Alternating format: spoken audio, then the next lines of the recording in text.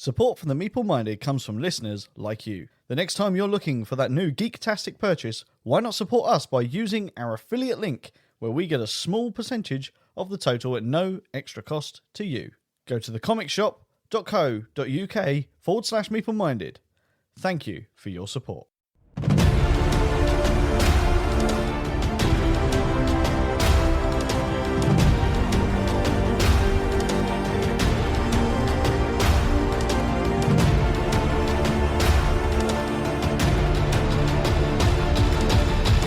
What is up, guys, and welcome to the Meeple Minded podcast, the podcast where we talk all things tabletop gaming. My name is Jason. And I'm James. How are you doing this week, James? Hot. Hot, hot, hot. It's gone back to being hot, hasn't it? We sort of had a bit of a respite from it last week. Yep. Just a little bit. Just a tiny little bit. And yeah, we've actually had to start recording with the doors and the windows open on this one, so outright apologies if there are some weird noises, if I can't get rid of them in the editing. But it was unbearably hot in here. Mm-hmm. And yeah, windows had to be opened on this one. Otherwise, no episode. So, what do you do? Yep. Anyway, James, what have you been up to this week? Not a lot, Jason. Not a lot. Work, and more work. You got to stop this working, mate. I know. Because your gaming is really starting to suffer, and know. that takes priority. I know, and for some reason they won't let me game while I'm driving the van. No, I mean... why not? I get away with it, because working in London, there's lots of traffic, so I can sit there and play a little solo game. You don't have that luxury of... No, I don't. And for some traffic. reason, my boss frowns when I try and unfold the scythe board on the dashboard. It's like, well, we ain't going anywhere for a couple of hours.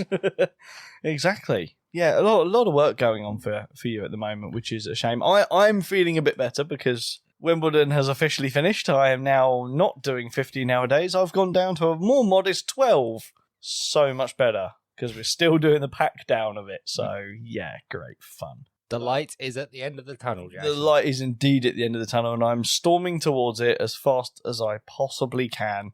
I've got to work with my supervisor tomorrow, which we're hoping is going to be the last day.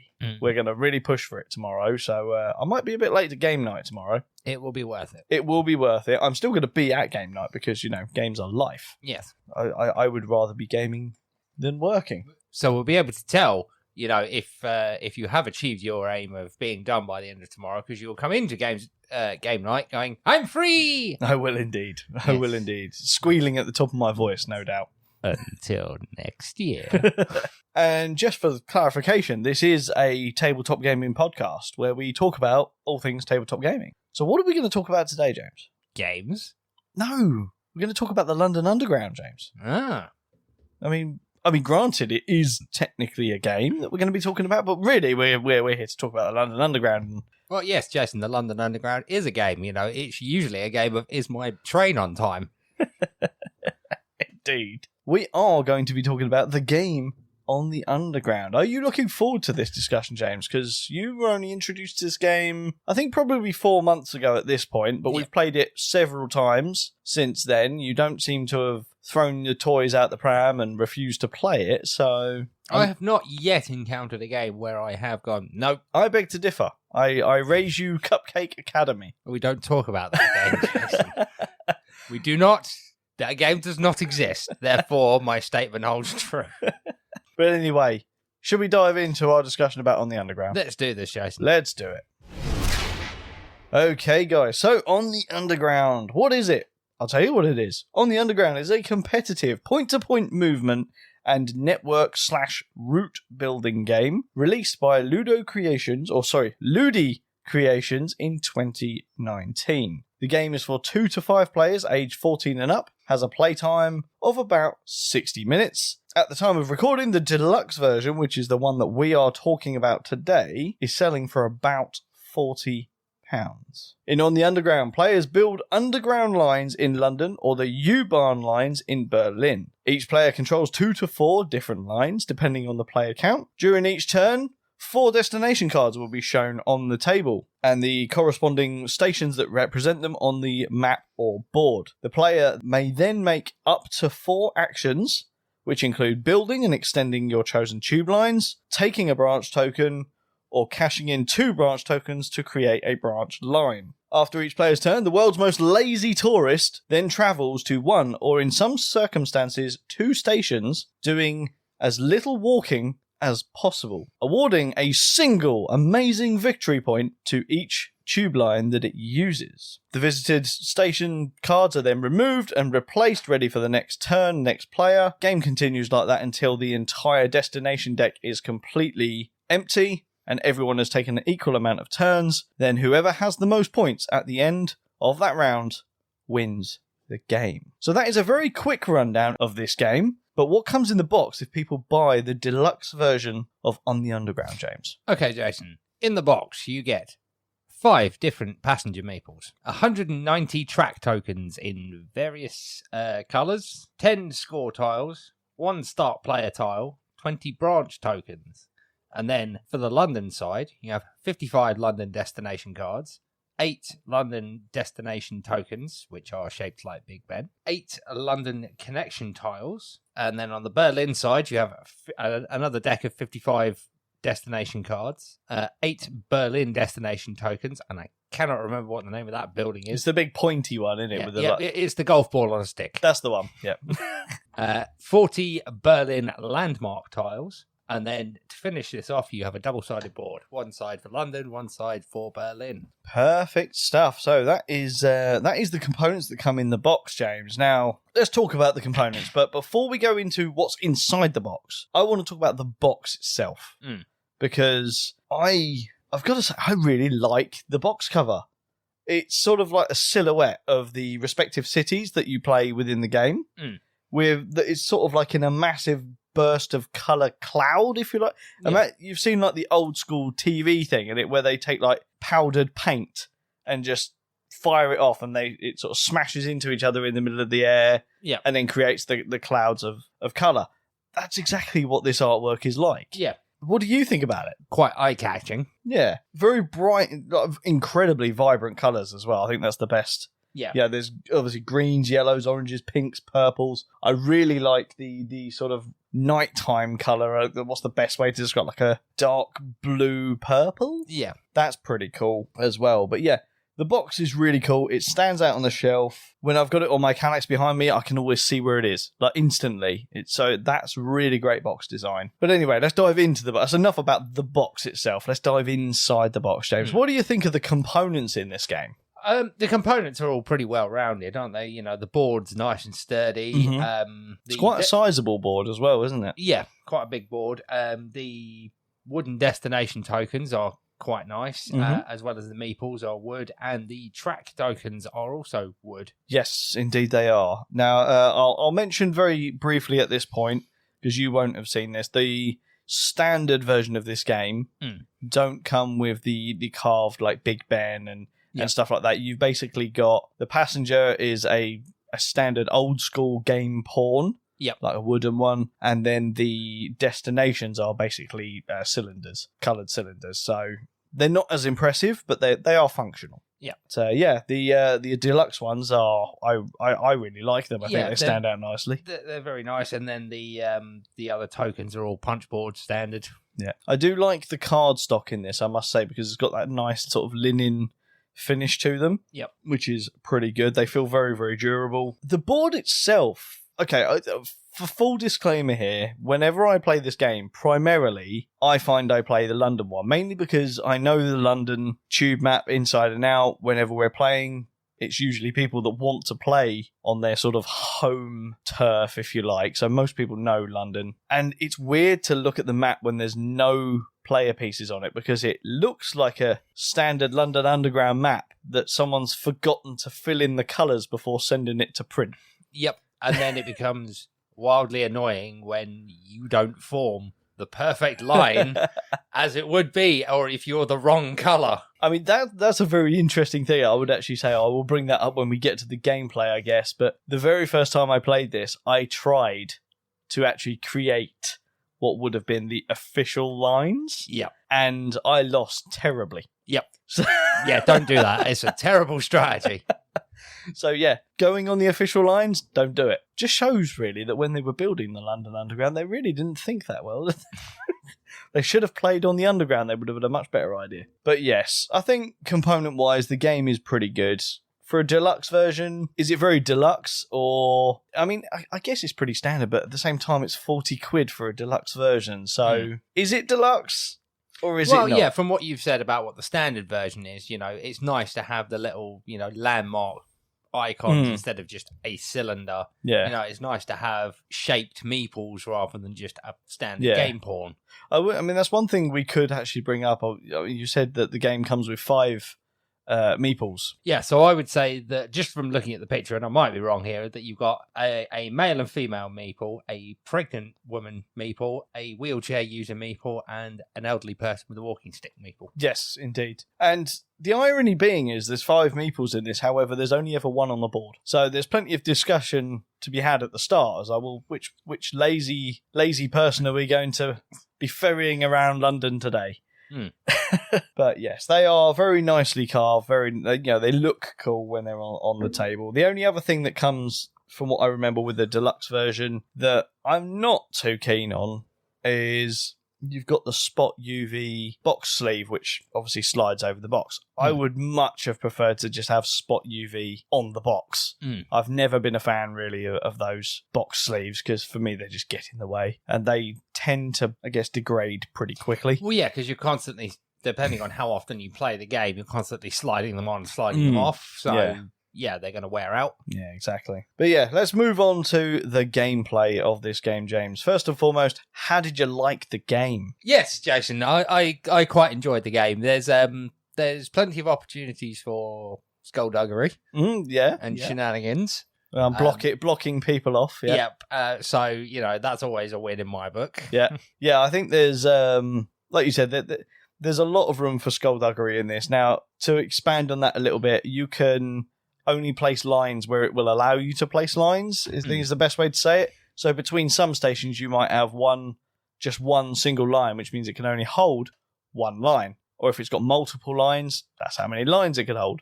Yeah. I think there's one bit on the board that can take all 5 lines. Which is... But other than that, I think the highest is 3. It's in the right place where it would be on the tube map. It's around sort of King's Cross. And where the Houston there are, area, 5 different lines that go through there. And then I think it's only between 2 stations. And then it goes to 4 and then to 3 and then 2. Yeah.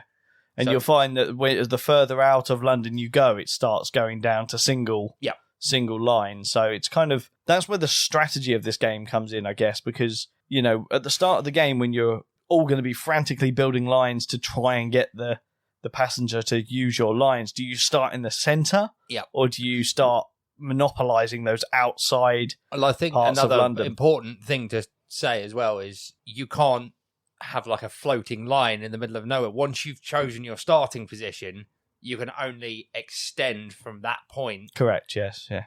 And again, if you want to branch off, you have to have one of those branch tokens. So if someone has taken the risk of starting out of London, it can be a race because quite a lot of the times they come in and then there'll be a point where they join and there's only one track off. So whoever gets there first, is going to get that thing, and then that you monopoly. blocked them off. And yeah, exactly. So there is an element of strategy around this, and like you said, some skullduggery and player interaction within the game. I quite like the whole thing of you place your lines and.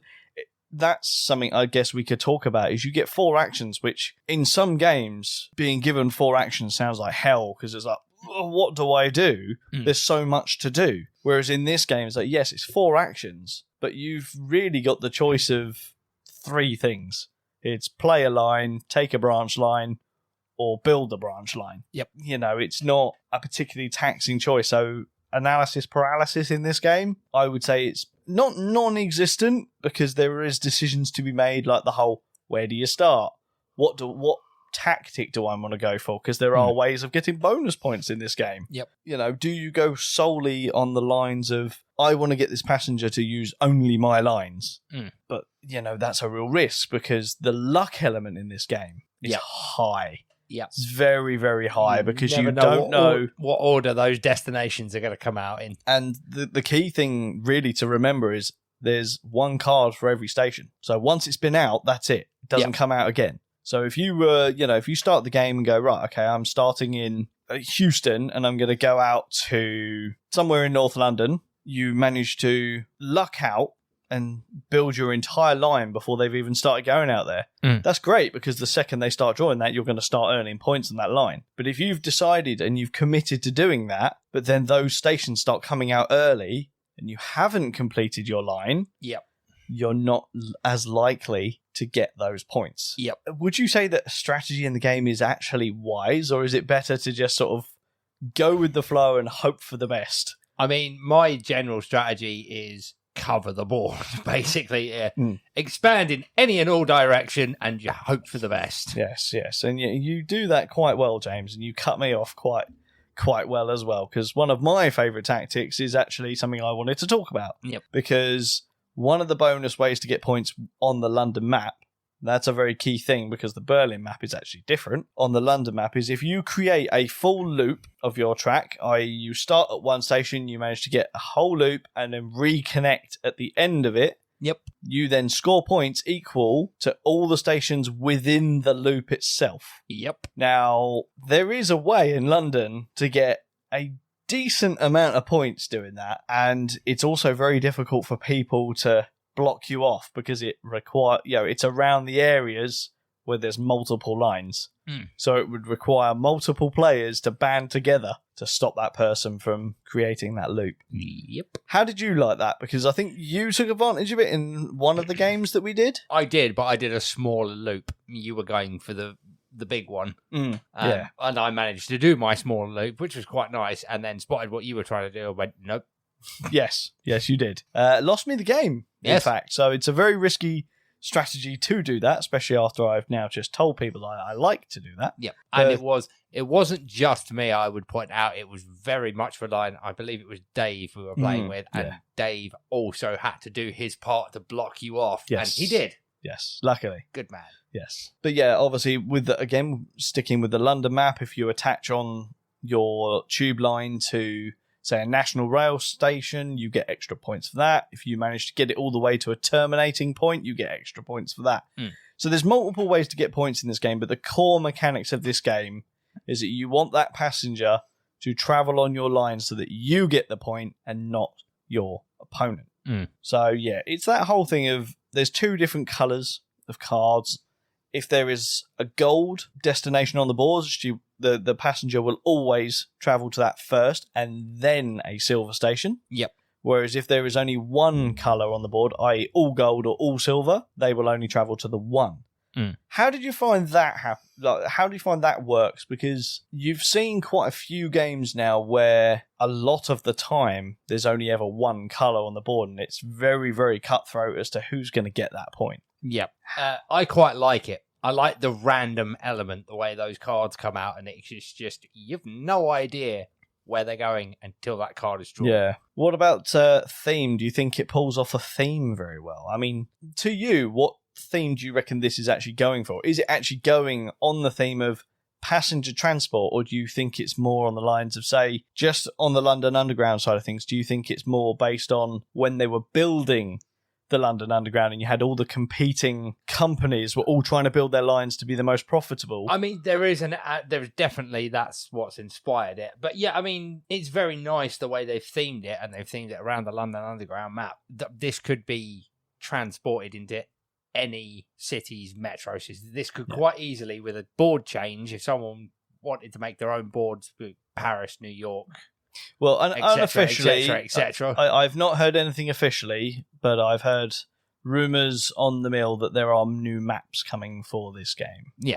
Obviously, Berlin is brand new. Like that was unique when this box was released. The Berlin was a new thing, and there are new mechanics in that. Now, I know you personally haven't played the Berlin side yet. No. But I've run you through the new stuff that it comes with. What do you think on that? Do you think that adds replayability, or do you think that they should have just rushed that out across the entire game? It's nice that they gave you some new mechanics with the map. I don't think it alters the game that much, though. I mean, it's different point scoring, isn't it, really? There's nothing new, like you don't have the national rail thing, you don't have the terminating station thing, and again within London there are public landmarks that if you collect up certain ones, you get bonus points for that. You don't have that either. Hmm. So with the Berlin one, that's replaced with the whole adding stations, which give you extra points. Yeah, I do definitely like the idea of the different maps though, because you and me have played the London one to death. We have at this point, so we know the board, we know where the choke points are, we know the strategies that go with it, and it's nice to play a different. It would be nice to play a different board, a different map where you just like, oh, I don't actually know. Yeah, you don't know. You don't know the best routes and things to do. Like again, as you said, I've learnt the map so much now that I know where that big loop is, and I know what colour I need to be in order to complete it. Yeah, I think that's one of the key things I would say I'm going to bring up actually with regards to the gameplay is without that second map, I can see this game not doing too greatly on the replayability front. Yeah, because yes, we've played it quite a lot over the past few months, but before that I hadn't played it at all since I got it delivered from Kickstarter. So to only get enough plays out of it for a few months before we're starting to see the cracks of this game is going to get boring pretty quickly. Yep. The second map is definitely there. I would be interested to see if it brings enough replayability. Yeah, I would agree with that.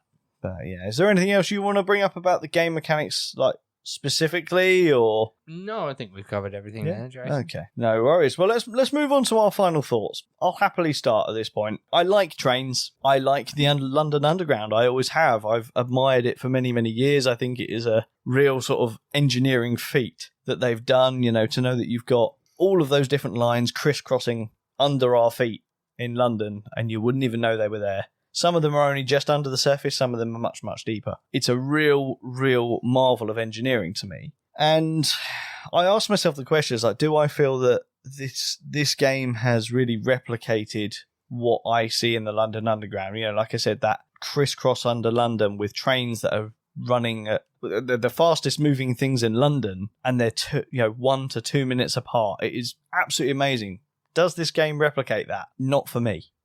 It doesn't. But as I said, I sort of hinted at it earlier, for me, this does replicate the building of the London Underground and all of the competing companies trying to get where they want to get, you know, and fighting with planning permissions and all that kind of stuff.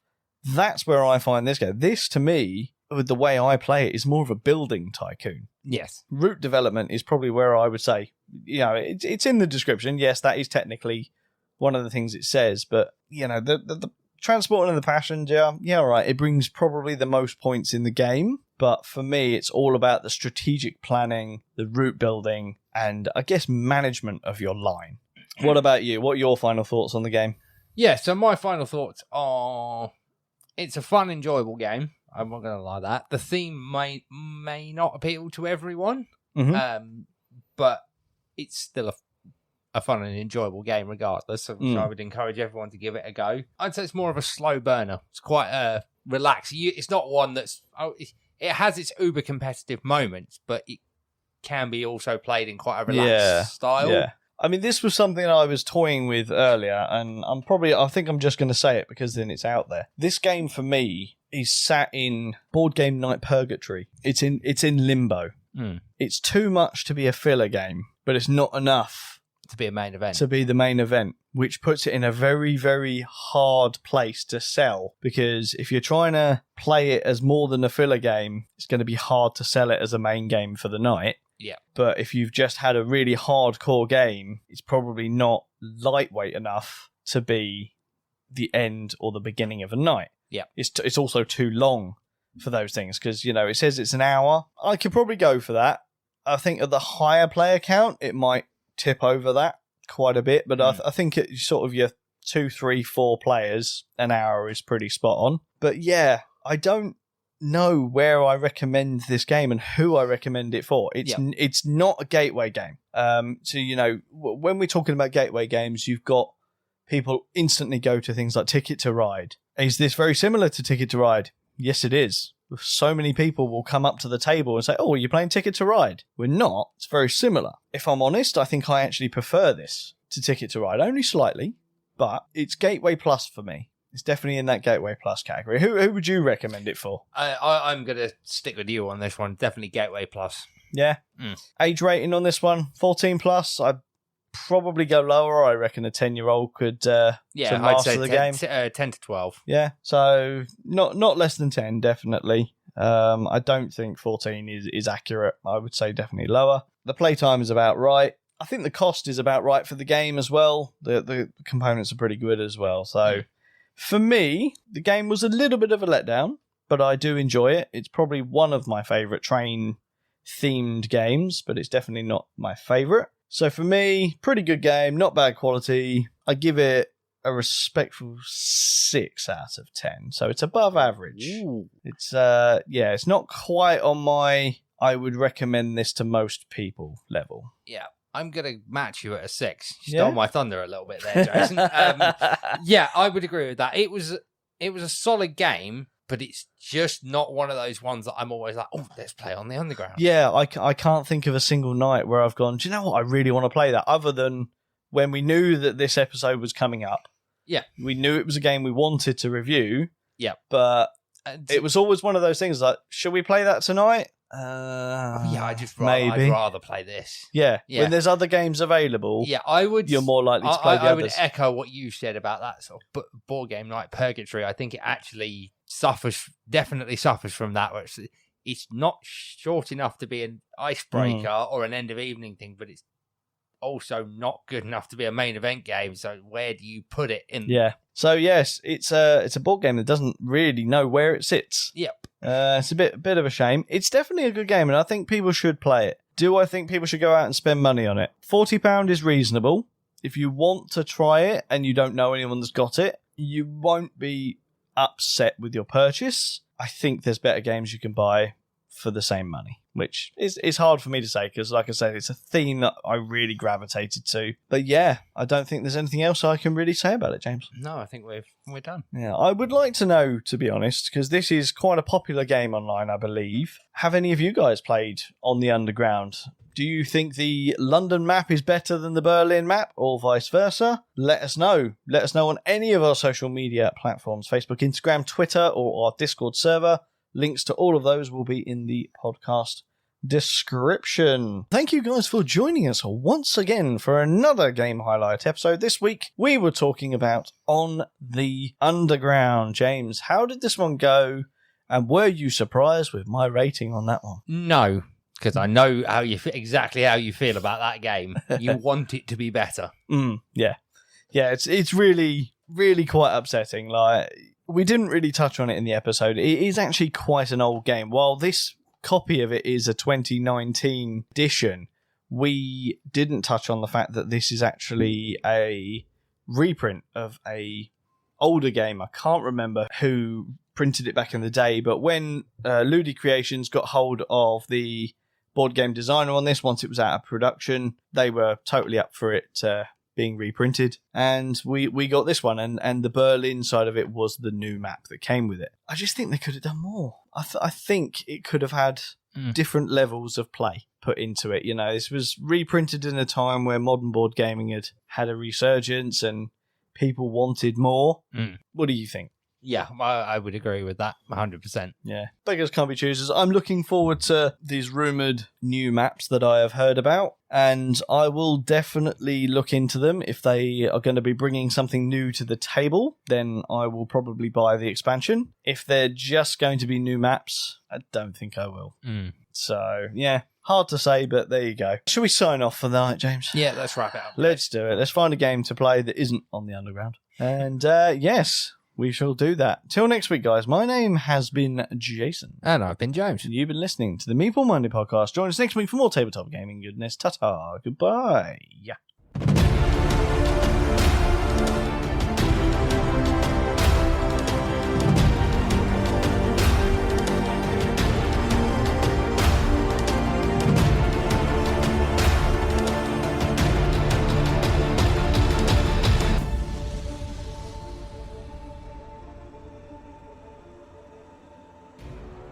Well, we're still here, James. We are still here. Why are we still here? I don't know. Why are we still here? I don't really know. I'm pretty sure we usually turn the mic off by now, haven't we? We normally have. So, I mean, yeah, On the Underground is an interesting episode.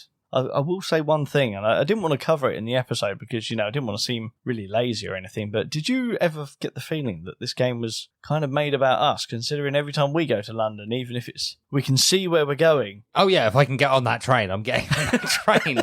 I don't care if it's faster to walk, I'm getting on that train. Exactly. This game is totally about us. Otherwise, what is the point in having a travel card? Exactly. All-day travel card for the win. Yep.